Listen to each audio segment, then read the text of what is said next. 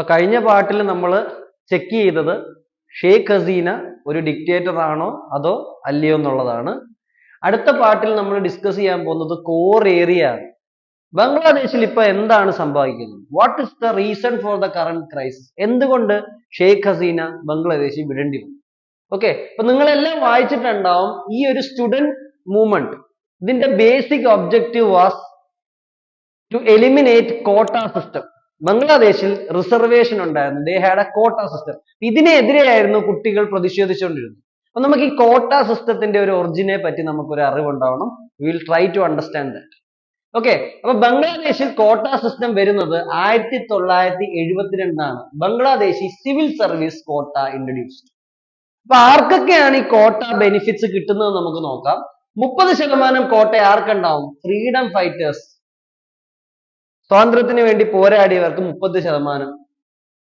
യുദ്ധം എഫക്ട് ചെയ്ത സ്ത്രീകൾക്ക്, വാർ എഫക്റ്റഡ് വുമൺ 10%. പിന്നെ ഓരോ ഡിസ്ട്രിക്റ്റുകൾക്ക് കോട്ടയുണ്ട്, അതെല്ലാം കൂടെ കൂട്ടി 40%. ഡിസ്ട്രിക്ട് ബേസ്ഡ് കോട്ട, മെറിറ്റ് ബേസ്ഡ് കോട്ട 20%. അപ്പൊ നിങ്ങൾക്ക് ഇവിടെ തന്നെ ഒരു പ്രശ്നം കാണാം. മെറിറ്റ് അനുസരിച്ച് കോട്ട 20% ഉള്ളൂ, ബാക്കി എല്ലാം റിസർവേഷൻ ആണ്.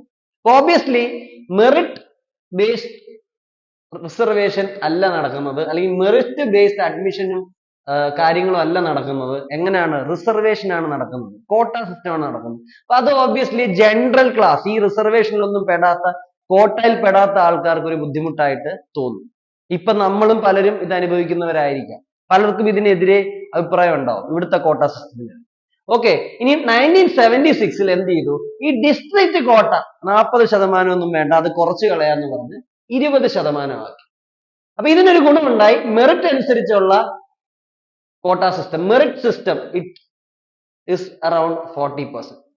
അപ്പം അതൊരു നല്ല കാര്യമാണ്. മെറിറ്റ് ഉള്ളവർക്ക് അഡ്മിഷൻ ആണെങ്കിലും ജോബ് ആണെങ്കിലും എന്താണെങ്കിലും കിട്ടും. അപ്പൊ മെറിറ്റ് ബേസ്ഡ് കോട്ട ഇറ്റ് ഇൻക്രീസ്ഡ് 40%. അപ്പൊ ഇത്തിരി കൂടെ കാര്യങ്ങള് ബെറ്റർ ആയി. 85 എന്താണ് നടക്കുന്നത്? വാർ എഫക്റ്റഡ് വുമൺ കോട്ട ചേഞ്ച് ടു കോട്ട ഫോർ ഓൾ. യുദ്ധം ബാധിച്ച സ്ത്രീകൾക്ക് മാത്രമല്ല കോട്ട കിട്ടാൻ പോകുന്നത്, എല്ലാ സ്ത്രീകൾക്കും കോട്ട കിട്ടും. അതും നല്ലതാണ്, വുമണിന്റെ എംപവർമെന്റ് സഹായിക്കും. സോ വാർ എഫക്റ്റഡ് വുമൺ കോട്ട ചേഞ്ച് ടു 10% കോട്ട ഫോർ ഓൾ വുമൺ. 85 കാര്യമാണ് ഞാൻ പറയുന്നത്. ഫ്രീഡം ഫൈറ്റേഴ്സിനുള്ള കോട്ട, സ്വാതന്ത്ര്യ സമര സേനാനികൾക്കുള്ള കോട്ട 30% തന്നെ ഇരുന്നു. ഡിസ്ട്രിക്ട് കോട്ട അത് പിന്നെയും കുറയ്ക്കുകയുണ്ടായി, അത് 40 കുറഞ്ഞ് 20 ഇപ്പൊ പിന്നെയും കുറഞ്ഞ് 10%. 5% ഇൻഡിജീനിയസ് കമ്മ്യൂണിറ്റീസിന് വേണ്ടി കോട്ട കൊണ്ടുവന്നു. 45% കോട്ട again it is merit based. അപ്പൊ പിന്നെയും നല്ല കാര്യമാണ്, മെറിറ്റ് അനുസരിച്ചാണ് 45% കോട്ട.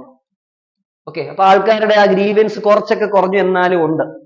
ഓക്കെ, ആദ്യം മെറിറ്റ് അനുസരിച്ച് അഡ്മിഷൻ 20% ഉള്ളൂ, അത് കൂടി 45% മെറിറ്റും ബാക്കി കോട്ടയം. എന്നാലും സ്വാതന്ത്ര്യ സമരത്തിൽ പങ്കെടുത്ത ആൾക്കാർക്ക്, ഫ്രീഡം ഫൈറ്റേഴ്സിന് ഇപ്പോഴും എത്ര ശതമാനം കോട്ടയുണ്ട്? 30% കോട്ടയുണ്ട്. ഈ കണക്കുകളൊന്നും നിങ്ങൾ പഠിക്കേണ്ട, ജസ്റ്റ് ഇതിന്റെ ഒരു ട്രജക്ടറി, ഇതെങ്ങനെ പോകുന്നെന്നുള്ളത് മാത്രം മനസ്സിലാക്കിയത്. ഓക്കെ, ഇനി 97 എന്താണ് സംഭവിച്ചത്?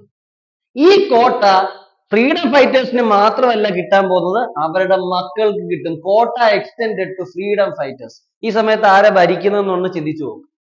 2010 quota extended to grandchildren of freedom fighters. ഇതാണ് പ്രശ്നം. ആദ്യം ഫ്രീഡം ഫൈറ്റേഴ്സിന് മാത്രമായിരുന്നു കോട്ട, ബംഗ്ലാദേശ് ലിബറേഷൻ വാറിൽ പങ്കെടുത്തവർക്കെല്ലാം കോട്ട. അത് കഴിഞ്ഞ് അവരുടെ മക്കൾക്ക് കോട്ടയായി, ഇപ്പൊ മക്കളുടെ മക്കൾക്കും കോട്ടയായി. ഇത് സാധാരണ ഉള്ള ബാക്കി ജനറൽ കമ്മ്യൂണിറ്റിയിൽ പെടുന്നവർ, അല്ലെങ്കിൽ ഈ വാറിൽ പങ്കെടുക്കാത്ത അല്ലെങ്കിൽ അവോയ്ഡഡ് ആയിട്ടുള്ള കമ്മ്യൂണിറ്റികൾ, ജനറൽ സ്റ്റുഡൻസിന് വളരെയധികം പ്രശ്നമാണ്. കാരണം നിങ്ങള് യുദ്ധത്തിൽ പങ്കെടുത്തവർക്ക് കോട്ട കൊടുത്തു, ഓക്കെ, അവരുടെ മക്കൾക്ക് കോട്ട കൊടുത്തു, അതും ഓക്കെ പോട്ടെ, അവരുടെ മക്കളുടെ മക്കൾക്കും കോട്ട കൊടുത്താലോ? ഈ 2010 ആരാ സ്റ്റുഡൻസ് ഭരിക്കുന്നത്? Again it is Sheikh Hasina. അപ്പൊ ഇത് സ്റ്റുഡൻസിന് ഷെയ്ഖ് ഹസീനയുടെ എതിരെ പോകാൻ ഒരു കാരണമായി. അപ്പൊ നിങ്ങൾ ഈ കാണുന്ന പ്രൊട്ടസ്റ്റ്, ഈ കോട്ട പ്രൊട്ടസ്റ്റ് ഇപ്പൊ തുടങ്ങിയതൊന്നും അല്ല, ഇത് കുറെ കാലങ്ങൾക്ക് മുമ്പേ തുടങ്ങിയതാണ്. 2012 1% കോട്ട ആർക്ക്? പേഴ്സൺസ് വിത്ത് ഡിസബിലിറ്റീസിന് ഈ ഒരു കോട്ട കൊടുത്തു. അപ്പൊ ടോട്ടൽ കോട്ട ഏകദേശം 56%. Merit based 44%. അപ്പൊ 1% ഇടിവ് പിന്നെയും മെറിറ്റ് ബേസ്ഡ് സിസ്റ്റത്തിനുണ്ടായി. അപ്പൊ 44% പേർക്ക് മെറിറ്റ് അനുസരിച്ച്, കഴിവനുസരിച്ചുള്ള അഡ്മിഷൻ ഉള്ളൂ. ബാക്കിയുള്ളവർക്കെല്ലാം കോട്ട സിസ്റ്റം വഴിയാണ് അഡ്മിഷൻ. ഓക്കെ, സോ ഇങ്ങനെയാണ് ഇതിന്റെ ട്രജക്ടറി പോകുന്നത്. ഇനി നിങ്ങൾ നോക്കണം, 2010 നേഷൻ വൈഡ് പ്രൊട്ടസ്റ്റ് ഉണ്ടാവുകയാണ്. സ്റ്റുഡൻസ് തെരുവിൽ ഇറങ്ങി വളരെയധികം പ്രശ്നം ഉണ്ടാകും. ഈ കോട്ട സിസ്റ്റം ശരിയല്ല. നിങ്ങൾ സ്വാതന്ത്ര്യ സമര സേനാളികൾക്ക് കൊടുത്തു, അവരുടെ മക്കൾക്ക് കൊടുത്തു, അവരുടെ മക്കളുടെ മക്കൾക്ക് കൊടുത്തു. അപ്പൊ മെറിറ്റ് അനുസരിച്ച് കഷ്ടപ്പെടുന്ന ഞങ്ങൾക്ക് മാത്രം സീറ്റ് കുറവാണ്, ഇത് ശരിയല്ല, ഈ സിസ്റ്റം ശരിയല്ല എന്ന് പറഞ്ഞ് കുട്ടികൾ തെരുവിലിറങ്ങി, അല്ലെങ്കിൽ youth march to the street. അപ്പൊ ഈ ഒരു പ്രതിഷേധത്തിനെതിരെ ഗവൺമെന്റ് കുറച്ച് സ്റ്റെപ്സ് ഒക്കെ എടുത്തെങ്കിലും ഗവൺമെന്റ് നിർബന്ധിക്കപ്പെട്ടു. എന്ത് ചെയ്തു? ഫസ്റ്റ് ക്ലാസ് ജോബുകൾക്കും സെക്കൻഡ് ക്ലാസ് ജോബ് വിസ ഗവൺമെന്റിലും ഒക്കെ എന്ത് ചെയ്തു? ഈ കോട്ട സിസ്റ്റം എന്ത് ചെയ്തു? അബോളിഷ് ചെയ്യുകയുണ്ടായി. ഓക്കെ, അപ്പൊ തൽക്കാലം ഈ ഒരു പ്രൊട്ടസ്റ്റ് ചെറുതായിട്ട് ശമിക്കുകയുണ്ടായി. ക്ലിയർ? പക്ഷെ ഒരു പ്രശ്നം നടന്നു. 2024 ഹൈക്കോടതി ഈ 30% കോട്ട for the descendants of freedom fighters, അപ്പൊ ഫ്രീഡം ഫൈറ്റേഴ്സിന്റെ മക്കൾക്കും മക്കളുടെ മക്കൾക്കും കിട്ടുന്ന ഈ കോട്ട പിന്നെയും തിരിച്ചു കൊണ്ടുവന്നു ആര്? ഹൈക്കോടതി. നിങ്ങൾ മനസ്സിലാക്കണം, ഷേഖ് ഹസീന അല്ല ഈ കോട്ട തിരിച്ചു കൊണ്ടുവന്നത്, കൊണ്ടുവന്നത് കോടതിയാണ്. എപ്പോഴാണ്? ജൂൺ 5-ന്. ജൂൺ 6-ന് പിന്നെയും ഈ സ്റ്റുഡന്റ് യൂണിയൻസ് എന്ത് ചെയ്തു? കോട്ടയ്ക്കെതിരെയുള്ള പ്രതിഷേധം കടുപ്പിച്ചു. അപ്പൊ നിങ്ങൾ ഇവിടെ മനസ്സിലാക്കേണ്ടത്, ഷെയ്ഖ് ഹസീന അല്ല കോട്ട സിസ്റ്റം തിരിച്ചു കൊണ്ടുവന്നത്. ഷെയ്ഖ് ഹസീന 2018 ഈ സിസ്റ്റം ഒരുമാതിരി അവസാനിപ്പിച്ചിരുന്നു. കോടതിയാണ് ഇത് തിരിച്ചു കൊണ്ടുവന്നത്. അപ്പൊ 2-3 തരത്തിലുള്ള ഇന്റർപ്രിട്ടേഷൻ ഉണ്ട്. ചിലർ പറയുന്നു കോടതിയെ കൊണ്ട് ആരോ ഇത് ചെയ്യിപ്പിച്ചതാണ്, അല്ലെങ്കിൽ ഷെയ്ഖ് ഹസീന തന്നെ കോടതിയെ ഇൻഫ്ലുവൻസ് ചെയ്ത് തിരിച്ചു കൊണ്ടുവരിപ്പിച്ചതാണ്. അങ്ങനെ പല വാദങ്ങളുണ്ട്. എന്തായാലും ഡയറക്റ്റ്ലി നോക്കുമ്പോൾ നമുക്ക് മനസ്സിലാവുന്നത് കോട്ട സിസ്റ്റം തിരിച്ചു കൊണ്ടുവന്നത് ഷെയ്ഖ് ഹസീന അല്ല, അത് ബംഗ്ലാദേശിലെ ഹൈക്കോടതിയാണ്. ഓക്കെ, അപ്പൊ കോട്ട സിസ്റ്റം ഈ ഒരു സമയത്ത് എന്തായിരുന്നു? ഇപ്പോഴും 30% കോട്ട ഫ്രീഡം ഫൈറ്റേഴ്സ്, മെറിറ്റ് ബേസ്ഡ് 44. ഈ തെരുവിലിറങ്ങിയ സ്റ്റുഡൻസിന്റെ ഡിമാൻഡ് എന്താ? മെറിറ്റ് ബേസ്ഡ് സിസ്റ്റം മതി. ഈ റിസർവേഷൻ, പണ്ട് യുദ്ധം ചെയ്തവരുടെ മക്കളുടെ മക്കൾക്കൊന്നും റിസർവേഷൻ വേണ്ടെന്നായിരുന്നു അവരുടെ ഒരു ആർഗ്യുമെന്റ്. ഇതാണ് പിന്നീട് പുകഞ്ഞ് വലിയൊരു പ്രശ്നമായത്. അപ്പൊ കോട്ട സിസ്റ്റം എന്താണെന്ന് നിങ്ങൾക്ക് മനസ്സിലായെന്ന് ഞാൻ വിശ്വസിക്കുന്നു. ഇനി നടക്കാൻ പോകുന്നത് എന്താണ്? ബംഗ്ലാദേശ് കത്തുന്ന ഒരു അവസ്ഥയിലേക്ക് എത്തും. അപ്പൊ അടുത്ത പാർട്ടിൽ നമ്മൾ എന്ത് ചെയ്യും? ബംഗ്ലാദേശിൽ നടന്ന ഈ കോട്ട പ്രൊട്ടസ്റ്റ് തുടങ്ങിയതിന് ശേഷം ബംഗ്ലാദേശിൽ നടന്ന കാര്യങ്ങൾ നമ്മൾ ഡിസ്കസ് ചെയ്യും. അപ്പൊ നമ്മൾ കണ്ടു, ബംഗ്ലാദേശിൽ കോട്ട സിസ്റ്റം ഉണ്ടായിരുന്നു. ആ കോട്ട സിസ്റ്റം ഇടയ്ക്ക് റിമൂവ് ചെയ്യപ്പെട്ടു, അല്ലെങ്കിൽ ഡൈല്യൂട്ട് ചെയ്യപ്പെട്ടു. പിന്നീട് ബംഗ്ലാദേശിന്റെ ഹൈക്കോടതി തന്നെ ഈ കോട്ട സിസ്റ്റത്തെ തിരിച്ച് റീഇൻസ്റ്റേറ്റ് ചെയ്യുന്നു. സ്റ്റുഡൻസ് പ്രൊട്ടസ്റ്റ് തുടങ്ങുന്നു. ഓക്കെ, ഇത് ക്യാൻസൽ ചെയ്യണം, ഈ കോട്ട സിസ്റ്റം ക്യാൻസൽ ചെയ്യണമെന്ന് പറഞ്ഞ് സ്റ്റുഡൻസ് പ്രൊട്ടസ്റ്റ് തുടങ്ങുന്നു. ഇത് കഴിഞ്ഞ് നടക്കുന്ന കാര്യങ്ങൾ, ഷേഖ് ഹസീന ബംഗ്ലാദേശ് ഫ്ലീ ചെയ്യുന്നവരെ ഉള്ള ഒരു ഇവന്റ്സിന്റെ ഒരു ക്രോണോളജിയാണ് നമ്മൾ ഇനി നോക്കാൻ പോകുന്നത്. ഓക്കെ, അപ്പൊ ജൂലൈ 1-ന് protest starts, students demonstrating against 30% quota. അപ്പം ജൂലൈ 1-ഓടെ ഈ ഒരു മൂവ്മെന്റ് കടുക്കുകയാണ്. ഇതിന്റെ ഇടയ്ക്ക് സംഭവിക്കുന്ന ഒരു കാര്യമുണ്ട്, ഷേഖ് ഹസീനയുടെ ഒരു പരാമർശം. ഈ പരാമർശമാണ് പലരും പറയുന്നത് ഷെയ്ഖ് ഹസീനയുടെ ഡൗൺഫോളിന് ഏറ്റവും വലിയ കാരണമായത്. അപ്പൊ ചില സമയത്ത് വായിൽ നിന്ന് വരുന്ന വാക്കുകൾ വളരെയധികം പ്രശ്നങ്ങളുണ്ടാകും. അപ്പൊ ഷെയ്ഖ് ഹസീന ജൂലൈ 14-ന് ഒരു സ്പീച്ച് നടത്തുകയാണ്. In response, Hasina dismissively remark, if the grandchildren of the freedom fighters do not receive quota benefits, who will? The grandchildren of Razakars. ഇത് പ്രൊട്ടസ്റ്റിനെ വളരെയധികം ചൂട് പിടിപ്പിച്ചു, അല്ലെങ്കിൽ എരിയുന്ന തീയിലെ എണ്ണ ഒഴിക്കുന്ന ഒരു കാര്യമാണ്. ഷെയ്ഖ് ഹസീന എന്താ പറയുന്നത്? കോട്ട കൊടുക്കേണ്ടത് ഫ്രീഡം ഫൈറ്റേഴ്സിന്റെ മക്കൾക്കും മക്കളുടെ മക്കൾക്കും അല്ലേ, അല്ലാതെ റസാഖേഴ്സിനും അവരുടെ മക്കൾക്കും ആണോ? ഞാൻ പറഞ്ഞിട്ടുണ്ട്, റസാഖേഴ്സ് ആരാ? ലിബറേഷൻ വാറിൽ പാകിസ്ഥാന്റെ സൈഡിൽ നിന്നവര്. അതിനകത്ത് തന്നെ പല ആൾക്കാരുണ്ട്. ജമാഅത്തെ ഇസ്ലാമി ബംഗ്ലാദേശിൽ പെട്ടവരുണ്ട്, അതുപോലെ ചക്മ കമ്മ്യൂണിറ്റി പെടുന്ന ചിലരുണ്ട്. ഓക്കെ, പിന്നെ അല്ലാതെ കുറെ പേരുണ്ട്. അപ്പൊ ഇവരെയൊക്കെയാണ് റസാഖേഴ്സ് എന്ന് വിളിക്കുന്നത്. റസാഖർ വാക്കിന്റെ അർത്ഥം എന്ന് പറഞ്ഞാൽ ബംഗ്ലാദേശിൽ ഇറ്റ് ഈസ് എ ഡിറോഗേറ്ററി ടേം. അപ്പൊ ക്രിസ്ത്യാനിറ്റിയിൽ ജൂദാസിനെ പറയുന്ന പോലെയാണ്, ട്രൈറ്റർ. അപ്പൊ ഷേഖ് ഹസീന പറയുന്നു, ഫ്രീഡം ഫൈറ്റേഴ്സിന്റെ കൊച്ചുമക്കൾക്ക് അല്ലാതെ ആർക്കാണ് കൊടുക്കേണ്ടത്? റസാഖറുടെ കൊച്ചുമക്കൾക്കാണ്. അപ്പം ജനറൽ ഒരു ഇമ്പാക്ട് എന്താ ഉണ്ടായത്? ഷേഖ് ഹസീന പ്രൊട്ടസ്റ്റ് ചെയ്യുന്ന സാധാരണക്കാരായ സ്റ്റുഡൻസിനെ എല്ലാരെയും റസാഖർസ് എന്ന് വിളിച്ചു. ഇത് കുട്ടികളെ വളരെയധികം എന്ത് ചെയ്തു? ഇമ്പാക്ട് ചെയ്തു. സ്റ്റുഡൻസ് ഗോട്ട് ഇമ്പാക്റ്റഡ്, ദേ ബിക്കേം മോർ ആംഗ്രി. അപ്പൊ അങ്ങനെ ഒരു സ്ലോഗനും അവിടെ തുടങ്ങി. യെസ്, ഞങ്ങൾ റസാഖേഴ്സ് ആണ്, but Sheikh Hasina you are a dictator. ഞങ്ങൾ റസാഖർ ആണ്, നിങ്ങൾ ഡിക്റ്റേറ്റർ ആണ്. ബംഗ്ലായിലാണ് ഈ ഒരു സ്ലോഗൻ അവിടെ മുഴങ്ങി തുടങ്ങി. Yes we are Razakars, you are dictator. ശരിക്കും ഷെയ്ഖ് ഹസീനയുടെ കയ്യിൽ നിന്ന് വന്ന ഒരു അബദ്ധമാണ്. ഒരിക്കലും ജനറൽ സ്റ്റുഡൻസിനെ നമ്മൾ കയറി റസാക്കേഴ്സ് ഒന്നും വിളിക്കരുത്. കാരണം അവിടെ സ്ട്രഗിൾ ചെയ്യുന്നത് ആരാണ്? റിസർവേഷൻ കിട്ടാത്ത കുറെ പേരാണ്. ഫ്രീഡം ഫൈറ്റേഴ്സിന്റെ മക്കൾക്കും കൊച്ചുമക്കൾക്കും റിസർവേഷൻ കിട്ടുന്നു, കഷ്ടപ്പെട്ട് പഠിക്കുന്ന കുട്ടികൾക്ക് റിസർവേഷൻ കിട്ടുന്നില്ല. ഇതാണ് പ്രശ്നം. ഓക്കെ, സോ ഷെയ്ഖ് ഹസീനയുടെ വായിൽ നിന്ന് വന്ന ഈ ഒരു പ്രയോഗം തിരിച്ചടിക്കുകയുണ്ടായി. ഇവിടെ നമ്മൾ കണ്ടു റസാക്കർ, പ്രോ പാകിസ്ഥാൻ സ്ലോഗൻസ് മുഴങ്ങി തുടങ്ങി. നമ്മൾ JNUലൊക്കെ ഇടയ്ക്ക് കാണുന്നതാണ് ഈ ഒരു പ്രോ പാകിസ്ഥാൻ സ്ലോഗൻസ്. അത് തന്നെ ഇവിടെ റിപ്പീറ്റഡ് ആവുകയാണ്. ഷെയ്ഖ് ഹസീന എന്ത് ചെയ്തു? She tries to curb it. July 16 violence കൂടുന്നു, സ്റ്റുഡൻസും സെക്യൂരിറ്റി ഓർഗനൈസേഷൻസും തമ്മിൽ ക്ലാഷ് ചെയ്യുന്നു. സ്കൂളും യൂണിവേഴ്സിറ്റി ഇന്റർനെറ്റ് എല്ലാം ഇവിടെ നിങ്ങൾക്ക് കാണാം. ഫേസ്ബുക്കും മെസ്സഞ്ചറും വാട്സപ്പും എല്ലാം ബംഗ്ലാദേശ് ഗവൺമെന്റ് തൽക്കാലം ഫ്രീസ് ചെയ്യുകയാണ്. ഗവൺമെന്റ് പറയുന്നത് ഏകദേശം 150 ആൾക്കാരോളം കഴിഞ്ഞ മാസത്തിനുള്ളിൽ മരിച്ചു. ഈ ജൂൺ പകുതി തൊട്ട് ജൂലൈ പകുതി വരെ ഏകദേശം 150 ആൾക്കാരോളം, മേജർലി സ്റ്റുഡൻസ്, ഡൈഡ്.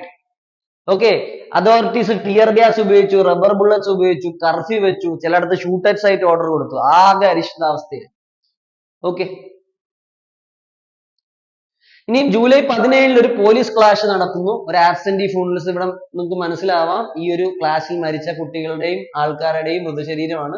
അവിടെ വെച്ചൊരു ക്ലാഷ് ഉണ്ടാവുന്നു. Okay, students national wide shut down പ്രഖ്യാപിക്കുന്നു. സ്റ്റുഡൻസ് ആണ് പ്രഖ്യാപിക്കുന്നത്. ഗവൺമെന്റ് പിന്നെയും ഇന്റർനെറ്റിന് റെസ്ട്രിക്ഷൻ വെക്കുകയാണ്. ജൂലൈ 18 സ്റ്റുഡൻസ് ആദ്യമായിട്ട് പറയുന്നു ഷെയ്ഖ് ഹസീന എന്ത് ചെയ്യണം? റിസൈൻ ചെയ്യണം. വി കണ്ടം the brutal attacks on students, protest in Bangalore. Okay, protesters stand down with dictator. ആ ഷെയ്ഖ് ഹസീനെ ഡിക്റ്റേറ്റർ എന്ന് വിളിച്ചു തുടങ്ങി. വളരെയധികം ഈ ഒരു നോയ്സ് മുഴങ്ങി തുടങ്ങി Bangladesh. Go down dictator, Sheikh Hasina രാജിവെക്കുക.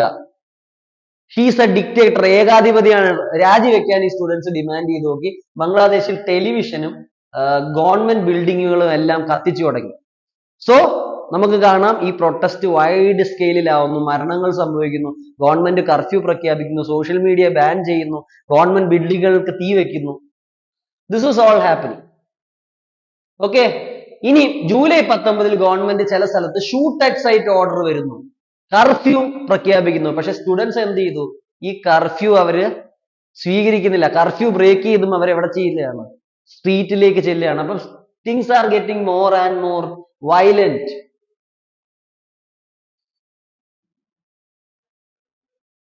July 21 supreme കോടതി എന്ത് ചെയ്യുന്നു? ഈ ജോബ് കോട്ട തൽക്കാലം ഒന്ന് വെട്ടിച്ചുരുക്കുകയാണ്. ആദ്യം സുപ്രീം കോടതി ഇത് പോസ്റ്റ് ചെയ്യുകയുണ്ടായി, കാരണം ഇത്രയും പ്രശ്നമുള്ളതുകൊണ്ട്.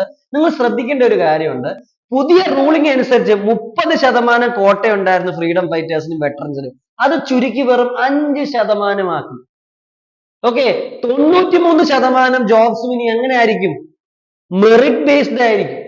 2% മൈനോറിറ്റീസിനും ട്രാൻസ്ജെൻഡേഴ്സിനും ഡിസേബിൾഡ് പേഴ്സൺസിനും വെച്ചു. അപ്പൊ ശരിക്കും പറഞ്ഞാൽ ഈ പ്രൊട്ടസ്റ്റേഴ്സിന്റെ ഡിമാൻഡ് ഏകദേശം അവിടെ പൂർത്തീകരിക്കപ്പെടുകയാണ് ചെയ്തത്. തുടക്കത്തിലുള്ള ഡിമാൻഡ്, അതായത് 93% ഇവിടെ ഇപ്പൊ എന്താണ്? മെറിറ്റ് ബേസ്ഡ് സിസ്റ്റം ആണ്. 93% മെറിറ്റ് ബേസ്ഡ്. നേരത്തെ 44% ഉള്ളായിരുന്നു മെറിറ്റ് ബേസ്ഡ് സിസ്റ്റം. ഇപ്പൊ അത് 93% വെറ്ററൻസിന് വെറും 5% റിസർവേഷനേ ഉള്ളൂ. അപ്പൊ ജനറലി നിങ്ങൾ ചിന്തിക്കുമ്പോൾ ഈ സമയം കൊണ്ട് ഈ പ്രൊട്ടസ്റ്റ് അവസാനിക്കേണ്ടതാണ്, പക്ഷെ അവസാനിക്കുന്നില്ല. ഇതിന് നമ്മൾ ലോജിക്കലി ചിന്തിക്കുന്ന ഒരാൾക്ക് കണ്ടെത്താവുന്ന 2 റീസൺ. ഒന്നുകിൽ ഷെയ്ഖ് ഹസീനെ അത്രത്തോളം ജനങ്ങൾ മടുത്തു, ബിക്കോസ് ഷീസ് എ ഡിക്റ്റേറ്റർ, അല്ലെങ്കിൽ ഇതിന്റെ പുറകിൽ വേറെ ഏതോ ശക്തികളുണ്ട്. ഇതെല്ലാം നമ്മൾ പരിശോധിക്കും. അപ്പൊ നിങ്ങൾ ഈ കാര്യങ്ങളൊന്നും മനസ്സിൽ വെക്കും. ക്ലിയർ? ഇനി ഗവൺമെന്റ് ഒരു ഓർഡർ റിലീസ് ചെയ്യാണ്. അവര് പറയുന്നു ഞങ്ങൾ തന്നെ കോട്ട സിസ്റ്റം റിഫോം ചെയ്യാം, കോടതിയും പറഞ്ഞിട്ടുണ്ട് നിങ്ങളുടെ ആവശ്യങ്ങളൊക്കെ ഏകദേശം പൂർത്തീകരിച്ചു തരാം. പക്ഷെ ഈ പ്രശ്നം തീരുന്നില്ല. സ്റ്റുഡൻസ് പിന്നെയും സ്ട്രൈക്കിൽ തന്നെയാണ്. Students are continuing the strike. 25 July തൊട്ട് 28 വരെ ഗവൺമെന്റ് പിന്നെയും പ്രൊട്ടസ്റ്റേഴ്സിനെതിരെ ക്രാക്ക് ഡൗൺ ചെയ്യാണ്, കാരണം ഇവർ നിർത്തുന്നില്ല. ഓക്കെ, UN-ഉം ആംനസ്റ്റി ഇന്റർനാഷണലും USA-യും കാനഡയും എല്ലാവരും അപ്പീൽ ചെയ്യുകയാണ് ബംഗ്ലാദേശിനോട്, ഗവൺമെന്റിനോട്, നിങ്ങൾ പീസ് പുനഃസ്ഥാപിക്കുക, ഈ പ്രശ്നങ്ങൾ സോൾവ് ചെയ്യുക. ഗവൺമെന്റ് ഇന്റർനെറ്റ് തിരിച്ചു കൊണ്ടുവരുന്നു. സോഷ്യൽ മീഡിയ പക്ഷെ എന്ത് ചെയ്യുന്നു? ബാൻ ചെയ്യാണ്. കാരണം സോഷ്യൽ മീഡിയയിൽ കൂടെയാണ് ഇങ്ങനെയുള്ള മൂവ്മെന്റ്സ് പലപ്പോഴും ശക്തി പ്രാപിക്കുന്നത്. ഓഗസ്റ്റ് 1-ന്, അതായത് ഷെയ്ഖ് ഹസീന ഫ്ലീ ചെയ്യുന്ന 2-3-4 ദിവസത്തിന് മുമ്പ് നടക്കുന്നതാണ്. ഗവൺമെന്റ് ഒരു ഗസറ്റ് പ്രഖ്യാപിക്കുന്നു. അവരെന്താ ചെയ്യുന്നത്? ജമാഅത്ത് ഷിബിറിനെ ബാൻ ചെയ്യാണ്. ഗവൺമെന്റ് ഇസ് ബാനിങ് ജമാഅത്ത് ഷിബിർ. ഈ ജമാഅത്ത് ഷിബിർ ആരാ? ജമാഅത്ത് ഇസ്ലാമി ബംഗ്ലാദേശിന്റെ സ്റ്റുഡൻസ് ഓർഗനൈസേഷൻ ആണ്. നേരത്തെ ഞാൻ പറഞ്ഞു ഈ ജമാഅത്തെ ഇസ്ലാമി ബംഗ്ലാദേശ് കുറച്ച് റാഡിക്കൽ ചിന്താഗതിയുള്ള ഒരു ഓർഗനൈസേഷൻ ആണ്. ഇവരെപ്പോഴും BNP ആണ് സപ്പോർട്ട് ചെയ്യുന്നത്. ഇനി സ്റ്റുഡൻസ് എന്ത് ചെയ്യുന്നു? ഒരു നോൺ കോപ്പറേഷൻ മൂവ്മെന്റ് ആഹ്വാനം ചെയ്യാണ്. അവരുടെ ഒരേ ഒരു ആവശ്യം ഷെയ്ഖ് ഹസീന റിസൈൻ ചെയ്യണം. നമ്മൾ ചില സിനിമയിൽ തമാശയ്ക്കാണല്ലോ, എന്ത് പറഞ്ഞാലും മുഖ്യമന്ത്രി രാജിവെക്കണം. അതേ സിറ്റുവേഷൻ ആണ് എവിടെ നടക്കുന്നത്? ബംഗ്ലാദേശിൽ നടക്കുന്നത്. ഇനി ഷെയ്ഖ് ഹസീന സ്റ്റുഡൻസിനെ വിളിക്കുന്നുണ്ട്, വാ നമുക്ക് സംസാരിക്കാം, പ്രശ്നങ്ങൾ പരിഹരിക്കാം. എന്നിട്ട് അവർ പറയുന്നു, prime minister resident Gono Bhaban's doors are always open for the talks. പ്രസിഡന്റിന്റെ അല്ലെങ്കിൽ പ്രൈം മിനിസ്റ്ററിന്റെ വസതി നിങ്ങൾക്ക് വേണ്ടി എപ്പോഴും ഓപ്പൺ ആണ്, എപ്പോഴും വേണമെങ്കിൽ നിങ്ങൾക്ക് സംസാരിക്കാം, നമുക്ക് ഈ പ്രശ്നം പരിഹരിക്കാം. പക്ഷേ കുട്ടികൾ കേൾക്കുന്നില്ല. Students are not listening. അവർ ഷഹീദ് മിനാറിൽ കൂടുന്നു. അവർ ഒറ്റ ഒരു കാര്യമേ പറയുന്നുള്ളൂ, മുഖ്യമന്ത്രി രാജിവെക്കണം. ഞാൻ തമാശയ്ക്ക് പറഞ്ഞതാണ്, Sheikh Hasina should resign. This is what is happening. Okay, അപ്പൊ ഇവർ ഈ നോൺ കോപ്പറേഷൻ മൂവ്മെന്റ് കണ്ടിന്യൂ ചെയ്യുമെന്ന് പറയുന്നു. 4th ഓഗസ്റ്റിനും ഷെയ്ഖ് ഹസീന പറയുന്നതൊന്നും ഇവർ കേൾക്കുന്നില്ല. It continuous. ഓക്കെ, ഇനി ഈ ക്രൗഡ് എല്ലാം ഷാഹ്ബാസ് ജംഗ്ഷനിൽ ഒത്തുകൂടുന്നുണ്ട്. ഷെയ്ഖ് ഹസീന റിസൈൻ ചെയ്യണമെന്ന് അവർ പറയുന്നുണ്ട്. പക്ഷെ അവിടെ ഒരു മിസ്ഹാപ്പ് നടക്കുകയാണ്. അവിടെ പ്രൊട്ടസ്റ്റേഴ്സും ബംഗ്ലാദേശി ഫോഴ്സുമായിട്ട്, ഓക്കെ, ചെറിയ രീതിയിലുള്ള ബേസിക്കലി പോലീസ് ഫോഴ്സും ബാക്കി ഫോഴ്സസുമായിട്ട് പ്രശ്നമാവുന്നു. 100 പേര് അവിടെ കൊല്ലപ്പെടുന്നു. Most of them being students. അപ്പൊ ഓബ്വിയസ്ലി ഈ സ്ട്രഗിൾ പിന്നെയും, ഈ ഒരു സമരം പിന്നെയും തീ പിടിക്കും. അപ്പൊ ബംഗ്ലാദേശ് കത്തുന്ന ഒരു അവസ്ഥയായി. ഏകദേശം 27ഓളം അല്ലെങ്കിൽ 17 തൊട്ട് 27ഓളം പോലീസുകാർക്കും എന്ത് ചെയ്യുന്നു? ജീവൻ നഷ്ടപ്പെടുന്ന ഒരു അവസ്ഥ ഉണ്ടാവും. ഇനി ഇവിടെ സംഭവിക്കുന്ന ഒരു കാര്യം, അൺഐഡന്റിഫൈഡ് ആയിട്ടുള്ള കുറെ ആൾക്കാർ മാസ്ക് ഒക്കെ വെച്ചുകൊണ്ട് വന്നു. ഈ ബംഗബന്ധു ഷെയ്ഖ് മുജീബ് മെഡിക്കൽ യൂണിവേഴ്സിറ്റി അവിടെ തീയിടുകയാണ് ചെയ്യുന്നത്. കാറ് നശിപ്പിക്കുന്നു, ആംബുലൻസ് നശിപ്പിക്കുന്നു, മോട്ടോർ സൈക്കിളുകൾ കത്തിക്കുന്നു, ബസ് കത്തിക്കുന്നു. എന്റെ ഒരു ചിന്താഗതിയിൽ ഏത് സ്റ്റുഡൻസ് ആണ് ഈ പറയുന്ന ഹോസ്പിറ്റൽ കത്തിക്കാനും ആംബുലൻസ് കത്തിക്കാനും ഒക്കെ നടത്തുന്നത്? അപ്പൊ നമ്മൾ ചിന്തിക്കേണ്ട ഒരു കാര്യം, ഇത് സ്റ്റുഡൻസ് മാത്രമാണോ? ജനറലി ഒരാൾ ചിന്തിക്കുന്ന കാര്യം. ഇനി ഈ പേരാണെങ്കിൽ ഇവർക്ക് പ്രശ്നമെങ്കിൽ ബോർഡ് കത്തിച്ചാൽ പോരെ, എന്തിനാണ് കാറും ആംബുലൻസും ഹോസ്പിറ്റലിൽ മൊത്തം തീയിടുന്നത്? അപ്പൊ അവിടെ ചില ചോദ്യങ്ങൾ നമുക്ക് നമ്മുടെ മനസ്സിൽ വരുന്നു. ഈ പ്രശ്നം വഷളാക്കാൻ ആരെങ്കിലും ശ്രമിക്കുന്നുണ്ടോ? ജനറലി ചിന്തിക്കുന്ന നിങ്ങൾക്കെല്ലാം ഇങ്ങനൊരു ചിന്ത വരാം. എനിക്ക് ഇങ്ങനെ ഒരു ചിന്ത വന്നുകൊണ്ട് ഞാൻ ഷെയർ ചെയ്യുന്നതേ ഉള്ളൂ. ഓക്കെ, ഇനി ബംഗ്ലാദേശിൽ പിന്നെയും പ്രശ്നം ഉണ്ടാവുന്നു. ഗവൺമെന്റ് കർഫ്യൂ വെക്കുന്നു. പക്ഷെ സ്റ്റുഡൻസ് ഈ കർഫ്യൂ ഒന്നും കേൾക്കുന്നില്ല. 5 ഓഗസ്റ്റില് ഗവൺമെന്റ് 3 ദിവസം ജനറൽ ഹോളിഡേ പ്രഖ്യാപിക്കുകയാണ്. അന്ന് ബാങ്കുകൾക്ക് വരെ അവധിയായിരിക്കും. ഓക്കെ, പക്ഷെ ഈ കർഫ്യൂ ഒന്നും സ്റ്റുഡൻസ് കേൾക്കുന്നില്ല. സ്റ്റുഡൻസ് പറയുന്നു, ബംഗ്ലാദേശിലെ anti discriminatory student movement announce ചെയ്യുക. 1 point ഡിമാൻഡ്. ഞങ്ങൾക്ക് ഒറ്റ ഡിമാൻഡേ ഉള്ളൂ. എന്തായിരിക്കും അത് students? PM Sheikh Hasina should resign. 6-ാം തീയതി ഇവരൊരു വലിയ മാർച്ച് പ്രഖ്യാപിച്ചു. ഓക്കെ, 6th ഓഗസ്റ്റിന് ഒരു വലിയ മൂവ്മെന്റ് പ്രഖ്യാപിച്ചു.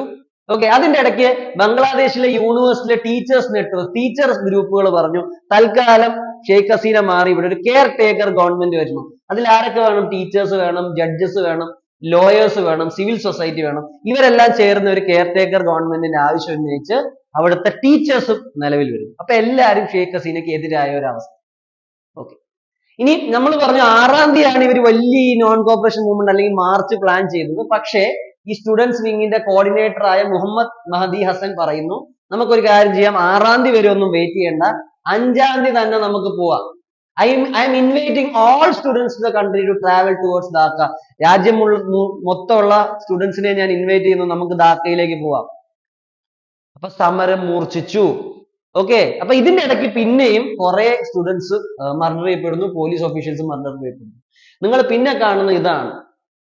ഓഗസ്റ്റ് 5-ന് ഷെയ്ഖ് ഹസീനയുടെ വസതിയും പാർലമെന്റിന്റെ ഒക്കെ അവസ്ഥ ഇതാണ്. സ്റ്റുഡൻസ് ഇതെല്ലാം കയ്യേറി. ഈ അവസ്ഥ നിങ്ങൾ പലരും ടിവിയിൽ കണ്ടിട്ടുണ്ടാവും. Okay, many vandalise the house of the PM റെസിഡൻസും നശിപ്പിച്ചു.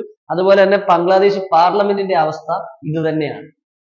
ഇത് കഴിഞ്ഞ് നമ്മൾ ന്യൂസ് കേൾക്കുന്നത്, എല്ലാവരും ഞെട്ടലോടെ കേൾക്കുന്നത് എന്താ? ഷെയ്ഖ് ഹസീന റിസൈൻ ചെയ്തു. ഷെയ്ഖ് ഹസീന എന്ത് ചെയ്തു? ബംഗ്ലാദേശിൽ നിന്ന് മിലിറ്ററി ഹെലികോപ്റ്റർ കയറി രക്ഷപ്പെട്ട് ഇന്ത്യയിലേക്ക് എത്തുന്നു. ഗാസിയാബാദിലെ ഹിൻഡോൺ എയർബേസിലാണ് ഇവര് റിസീവ്ഡ് ആവുന്നത്. അജിത് ദോവൽ സഹിതം അവിടെ ഉണ്ടായിരുന്നു എന്നാണ് പറയപ്പെടുന്നത്.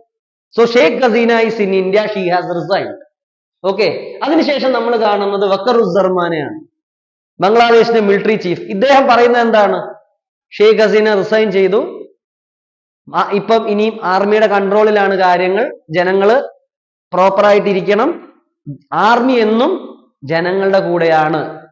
ഇതിനകത്ത് ഷെയ്ഖ് ഹസീനയുടെ എതിരെ ആരും തിരിഞ്ഞോ എന്നുള്ള ഒരു സംശയമുണ്ട്. കാരണം ഇതിനു മുമ്പുള്ള ദിവസവും ഇദ്ദേഹം കൊടുത്ത ഇന്റർവ്യൂവിൽ ചോദ്യങ്ങൾ ഉണ്ടായി, ഷെയ്ഖ് ഹസീനയുമായിട്ട് നിങ്ങൾ എന്താണ് സംസാരിച്ചത്? അതിനകത്ത് ഇദ്ദേഹം ഒന്നും മിണ്ടിയില്ല, ഷെയ്ഖ് ഹസീനയുടെ പേര് പരാമർശിച്ചില്ല. അദ്ദേഹം പറഞ്ഞത് ആർമി എപ്പോഴും ജനങ്ങളുടെ കൂടാണ്.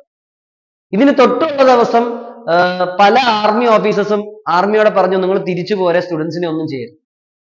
അപ്പം അവസാനം സംഭവിച്ചെന്താ? ഷെയ്ഖ് ഹസീന റിസൈൻ ചെയ്തു, ഷീസ് ഇൻ ഇന്ത്യ. ഈ വക്കറുസ്സമാൻ ഹീസ് ദ മിലിറ്ററി ചീഫ്. ഇദ്ദേഹം പറയുന്നു ഇപ്പൊ കാര്യങ്ങൾ ആർമിയുടെ കയ്യിലാണ്, മുമ്പോട്ട് നമുക്ക് നോക്കാം. ആർമി ആരുടെ കൂടാണ്? ജനങ്ങളുടെ കൂടാണ്. അപ്പൊ നമ്മൾ എന്താ പഠിച്ചത്? ബംഗ്ലാദേശിൽ ഇപ്പൊ നടന്നത് എന്താണ്? ഓക്കെ, അതിന്റെ ബേസിക് റീസൺ, അതിന്റെ ഉത്ഭവം കോട്ട സിസ്റ്റമാണ്. ഇത് രണ്ടും നമ്മൾ അറിഞ്ഞു കഴിഞ്ഞു. ഇനി നമ്മൾ എന്താ ചെയ്യാൻ പോകുന്നത്? ഇതിനെ നമ്മൾ ഇനിയും കൂടുതൽ പരിശോധിക്കും. നമ്മൾ പല ഫാക്ട്സ് ആയിട്ട് അല്ലെങ്കിൽ പല കാരണങ്ങളായിട്ട് ഇതിനെ പരിശോധിക്കും. എന്തുകൊണ്ട് ഷെയ്ഖ് ഹസീന വീണു? ഈ ഒരു ഭാഗമായിരിക്കും നമ്മൾ അടുത്ത പാർട്ടിൽ ഡിസ്കസ് ചെയ്യുന്നത്. ഓക്കെ, ഇനി അവരുടെ ഡിസ്കഷൻ നടക്കട്ടെ. ഇത് അവസാനം